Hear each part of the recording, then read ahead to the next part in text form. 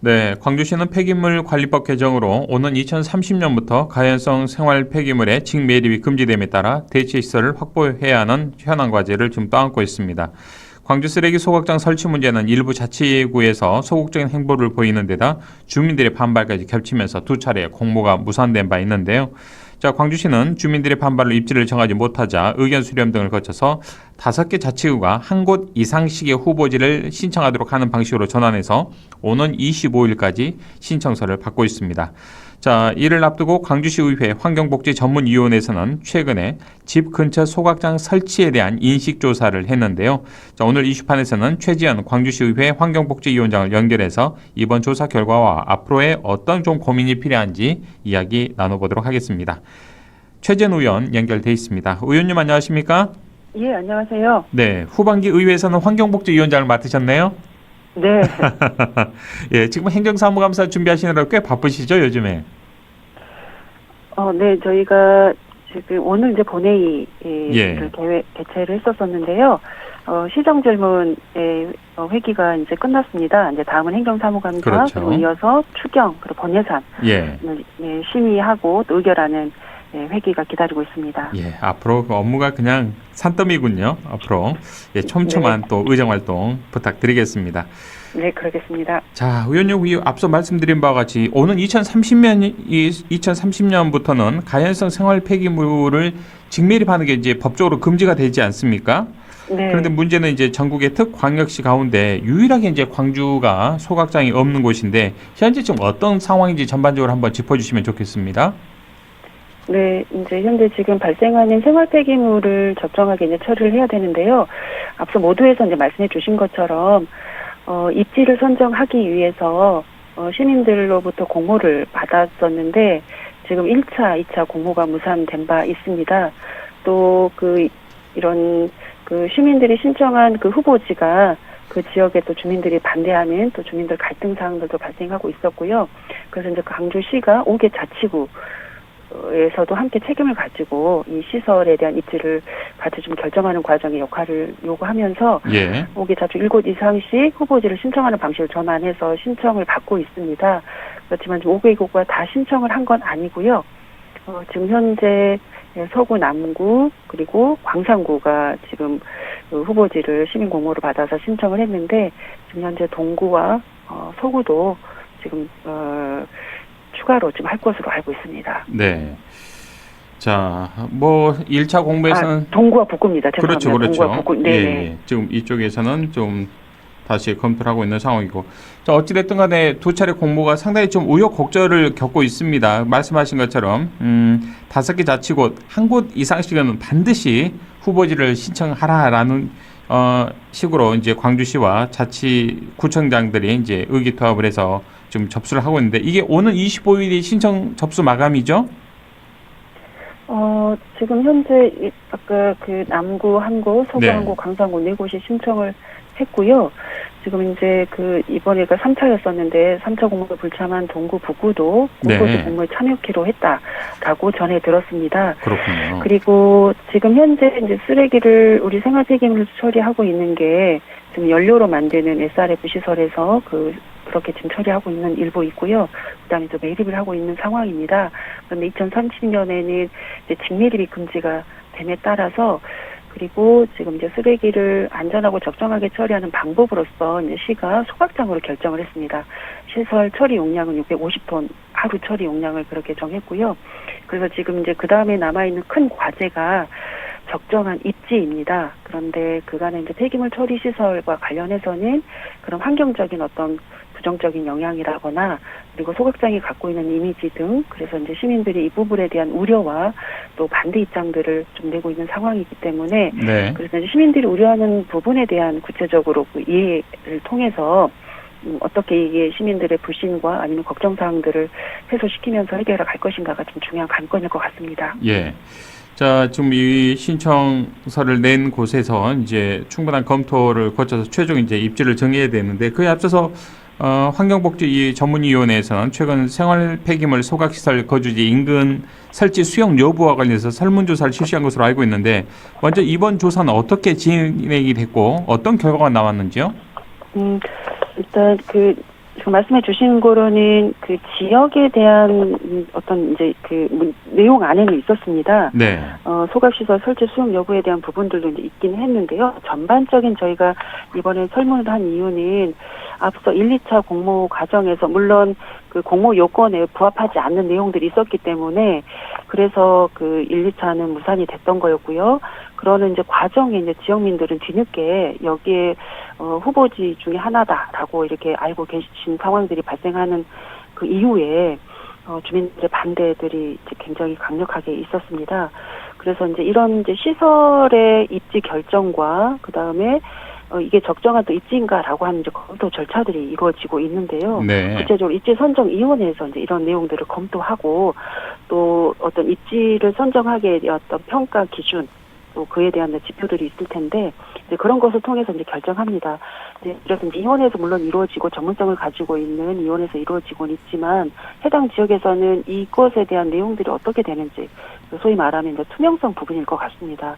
그래서 이제 이런 부분들을 좀 걱정하고 계시는 것도 있어서 생활 폐기물 처리 시설 전반에 관한 시민 여론조사를 이제 실시를 했고요.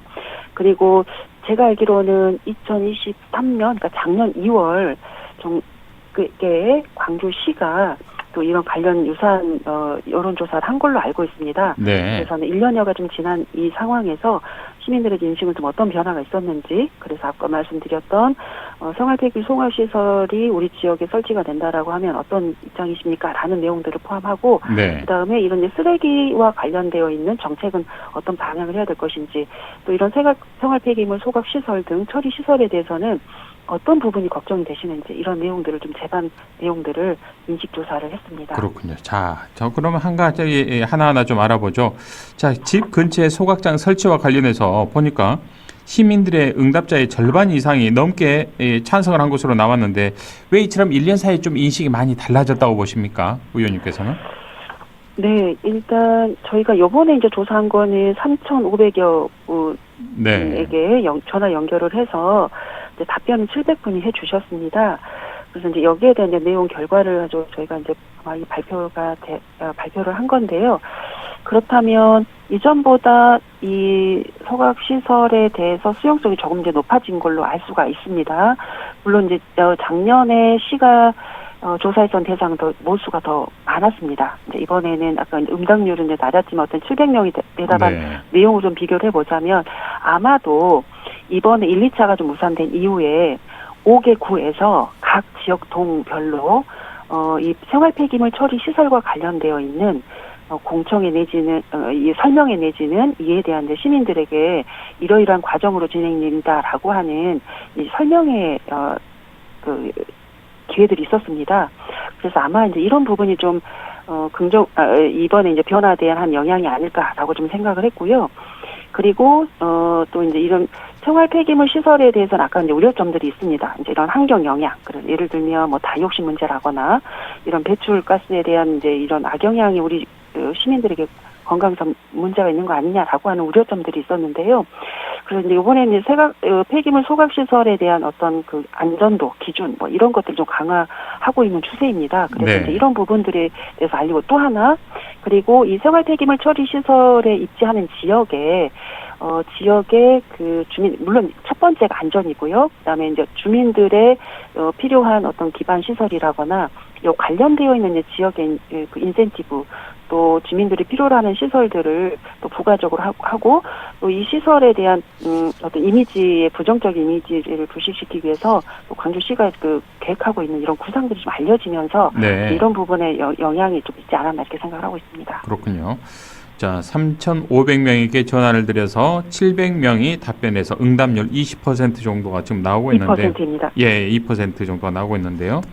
자, 앞으로 이 소각장 또 입지 산정 등과 관련해서 어떻게 뭐 진행되는 것이 바람직하다고 보시는지요? 네, 시민들이 가장 많이 말씀하시는 것 중에 하나가 투명성입니다. 물론 아까 이제 법적으로 직매립이 금지되기 때문에 이제 소각장 등 이런 폐기물 처리 시설이 이제 새로 이렇게 만들어져야 되는 것은 분명한데요. 그런데 이제 이게 쉽게 말하면 이제 필수 시설이라고 할 수 있습니다. 그렇지만 각 지역에서 이 시설로 인한 어떤 환경적인 건강적인 위해가 있지 않나라고 하는 우려점들이 있는데 실은 이게 만약에 이 위해나 건강상에 어떤 문제가 있다라고 하면 이 시설을 만들면 안 되는 것이죠. 그래서 1차적으로 이 시설의 가장 안전성 부분이 담보가 돼야 되는 것이고, 그 다음에 이런 것을 포함한 입지 선정 과정에서 모든 부분이 투명하고 그리고 또 신뢰성 있게 시민들에게 전달돼야 되는 거고요. 그 다음에 결국 이 쓰레기들, 우리 시민들이 배출하는 쓰레기들입니다. 그리고 실은 이 쓰레기 처리 시설에 대한 행정 업무는 자치구의 업무인데요. 이것을 광역시설로 해서 만들기 때문에 4개 구 중에 한 군데에만 시설이 들어서는 것이죠. 그래서 그러면은 이 어떤 책임성을 갖고 있는 모든 5개 구가 어느 한 구에 이렇게 시설을 만들어졌을 때 각자의 책임을 어떻게 가져가야 될 것인지 이런 부분까지도 시민들이 공감하고 또 수용할 수 있는 정책들로 또 이행 과정들로 잘 전달이 될 수 있도록 해야 될 것 같습니다. 그런 네. 기반이 마련돼야 될 것 같습니다. 그렇죠. 자, 어찌됐든 광주시에서는 또 시민들이 안심할 수 있는 소각시설 설치는 물론이고요. 이 소각시설이 들어설 예정지에 거주하시는 우리 시민들과의 소통도 굉장히 중요한 거 아니겠습니까? 네, 그렇습니다. 예.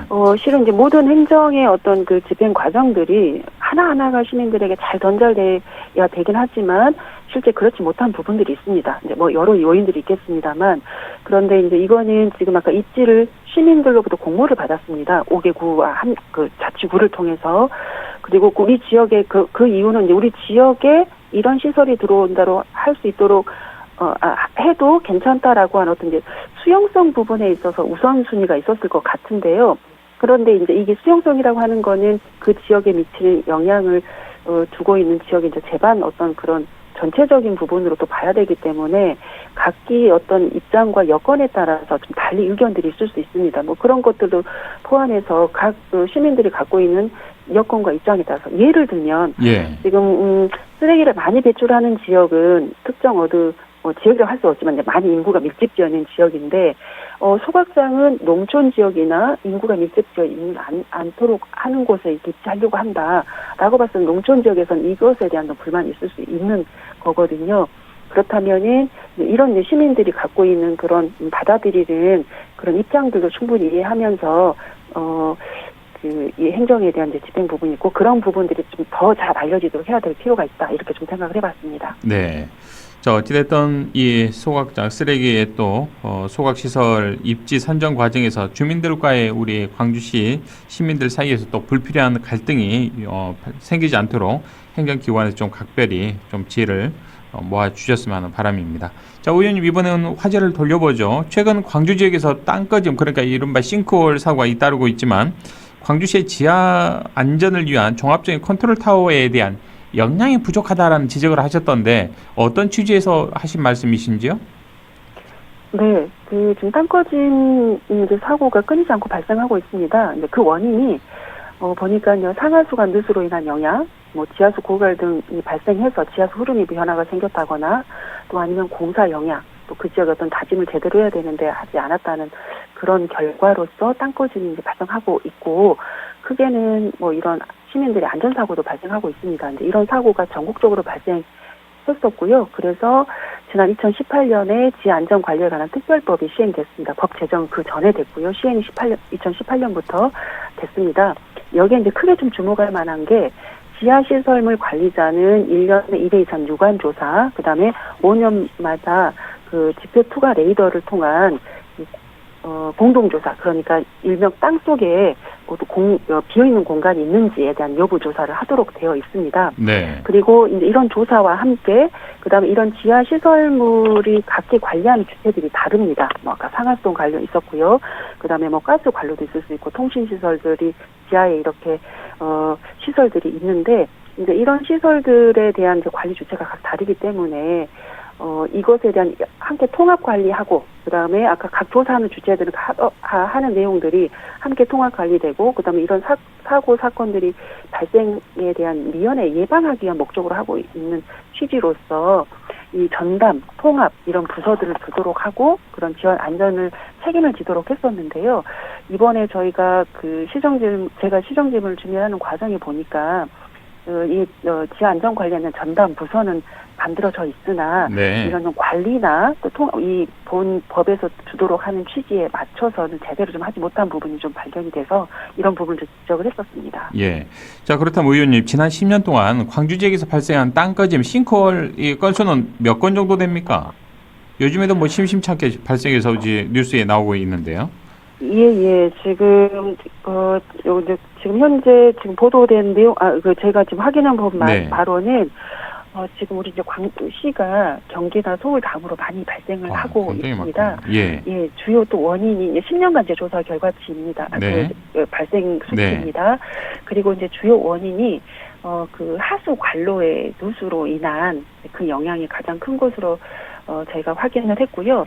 그래서 실은 또 작년에도 2023년 이 이제 사건 발생 수의 한 절반 이상이 이 하수관로 누수로 인한 영향이 아닌가라고 지금 보고 있습니다. 그래서 지금 이제 하수관로가 누수가 됐다라는 것은 이제 공사할 때 뭘 잘못했다거나 아니면은 노후화돼서 이제 이런 부분 누수 사고가 일어난 그 결과라고도 볼 수가 있겠는데요. 네. 그렇다고 하면은 이것에 대한 정비가 제때 이루어져야 될 것이고요.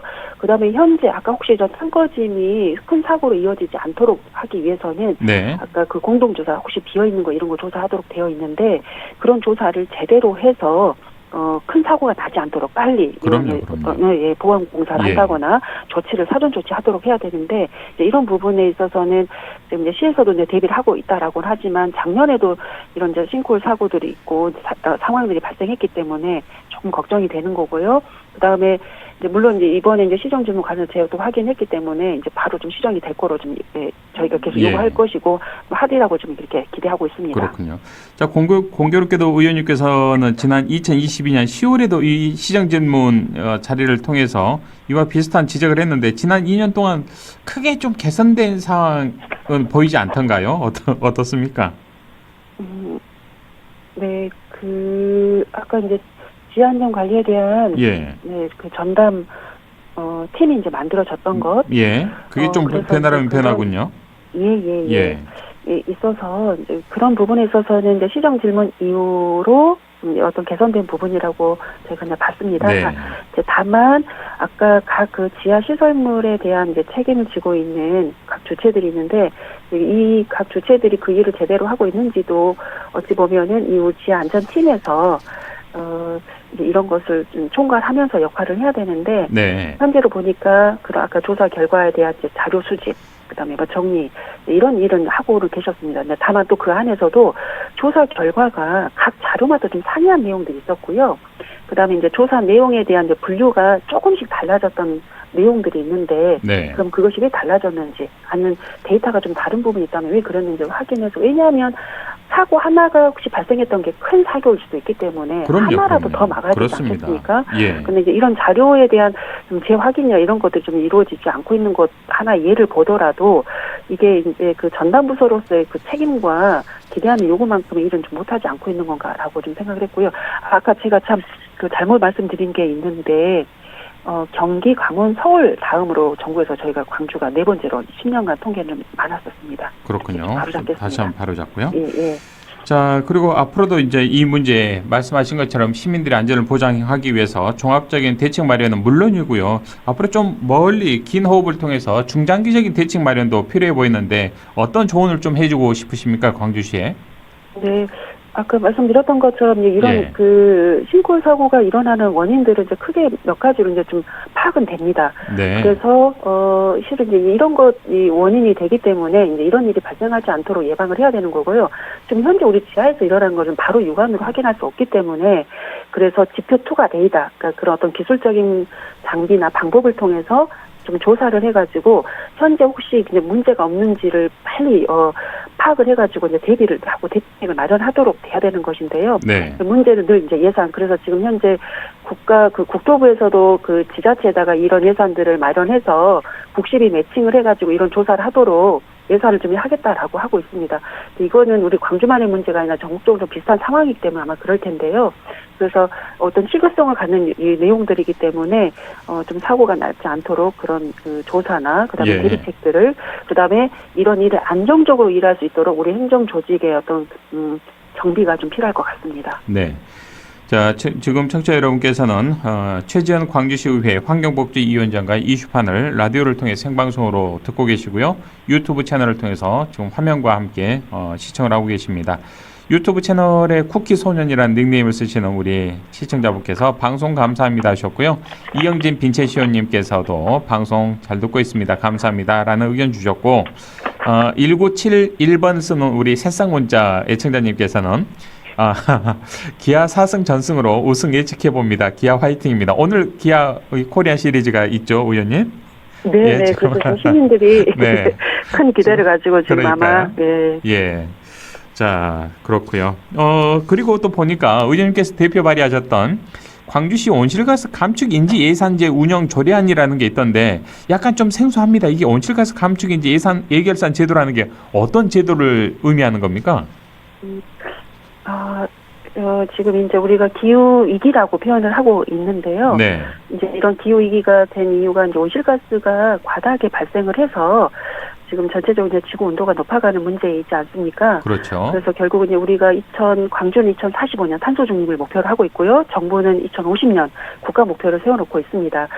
간단하게 이 온실가스 감축 인지 예산제를 말씀을 드리면 우리 시 예산이 투입되는 정책, 그다음에 그 정책이 추진될 때 그 탄소 감축에 미치는 영향, 효과를 분석을 해서 예산 편성과 집행에 반영하는 제도라고 보시면 될 것 같습니다. 이게 정부 예산에 따른 온실가스 감축 인지 예산제가 있고요. 우리 그러니까 우리 지방 예산에 대한 온실가스 감축 인지 예산 제도가 또 시행이 되도록 하기 위한 이번에 조례가 네. 제정이 됐고요. 지금 현재 우리 시에서는 내년 이제 7월부터 공식적으로 발효가 될 겁니다.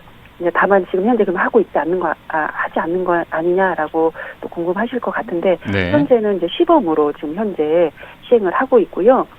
이런 예산 편성과 집행 과정에서도 온실가스가 얼만큼 발생할 수 있는지, 그래서 배출 감축 또 혹은 중립 이제 이런 부분을 좀 분류를 해서 가능하면 온실가스가 감축되지 않도록, 가능하면 온실가스가 줄여질 수 있도록 예산의 계획에서부터 집행에서부터 좀 작동할 수 있도록 인지 예산제를 운영한다라고 이해하시면 될 것 같습니다. 그렇군요. 자, 의원님 끝으로 우리 방송을 듣고 계신 지역민들에게 한 말씀 주시면 좋겠습니다. 뭐 기후변화에 대응하기 위한 우리 생활 속 실천이라든지 등등 하시고 싶은 말씀 있으면 짧게 한 말씀 주시고 마무리할까요? 네, 아까 기아 오늘 야구 경기도 말씀해 주셨는데 우리 시민들에게는 아주 기쁜 소식들이 있었습니다. 예. 네, 한강 작가님의 노벨 문학상 수상 소식이요. 그래서 우리 광주 시민들에게 기쁜 소식들이 있었습니다. 그런데 방금 제가 말씀드렸던 여러 이제 사건이라거나 또 아니면은 그 기후변화 문제에 대해서는 우리가 큰 과제로 함께 해결해야 할 숙제들인데 우리 의회에서도 이런 부분에 대해서는 책임감을 가지고 열심히 해결하도록 하고 있습니다. 그 과정에서 늘 시민들과 함께 소통하면서 또 시민들에게 지혜를 구하면서 또 하려고 하고 있습니다. 많이 응원해 주시고 또 관심 가져주시면 감사하겠습니다. 네. 저희도 함께 우리 최지현 의원님 또 환경복지위원장님 응원하고 의정활동 열심히 지켜보도록 하겠습니다. 오늘 말씀 여기까지 듣겠습니다. 고맙습니다. 예, 감사합니다. 지금까지 최지현 광주시의회 환경복지위원장과 이야기 나눴습니다.